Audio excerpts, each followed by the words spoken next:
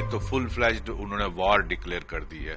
जिस तरह का उन्होंने सिविलियन एरियाज पर हमला किया है, अपनी हैसियत में नहीं रहेगा, नक्शे से मिट जाएगा। ये मैं देशवासियों की तरफ से कह रहा हूं, पाकिस्तान अब इसके 4 या 5 हिस्से होकर रहेंगे। हमने पूरा मौका दिया था उसको कि अभी भी सुधर जाओ, तो ये फिर धर्म युद्ध है, अच्छाई और बुराई का युद्ध है, जिसको धर्म युद्ध हम बोलते हैं। अच्छाई और बुराई, अगर वो बुराई दिखा रहे हैं तो अच्छाई उस पर जीत ही करेगी।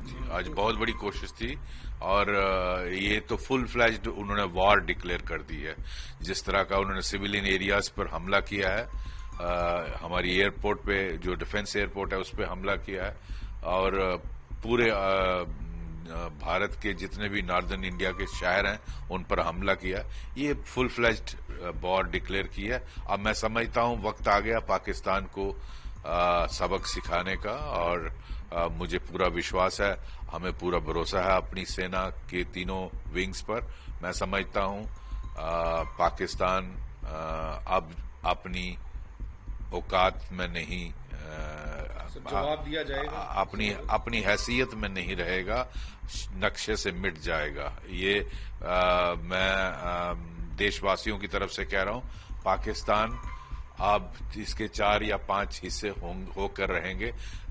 इसकी आर्मी और आईएसआई ने अपने ही लोगों की जीना हराम किया हुआ है। आप देखिए बलूचिस्तान में क्या हालत है, आप देखिए केपीके में क्या हालत है, आप सिंध में देखिए, पीओके में देखिए, लोग इनसे तंग पड़े हैं।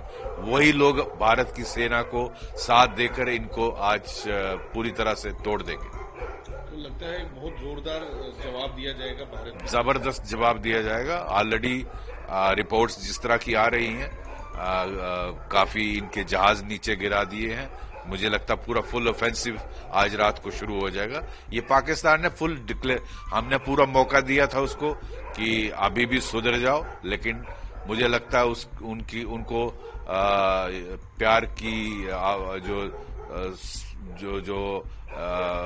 जवान है वो समझ नहीं आती है। अब उन्होंने अगर इस तरह की हैसियत की है तो ये फिर धर्म युद्ध है, अच्छाई और बुराई का युद्ध है, जिसको धर्म युद्ध हम बोलते हैं। अच्छाई और बुराई, अगर वो बुराई दिखा रहे हैं तो अच्छाई उस पर जीत ही करेगी और उनको खत्म कर दिया जाएगा।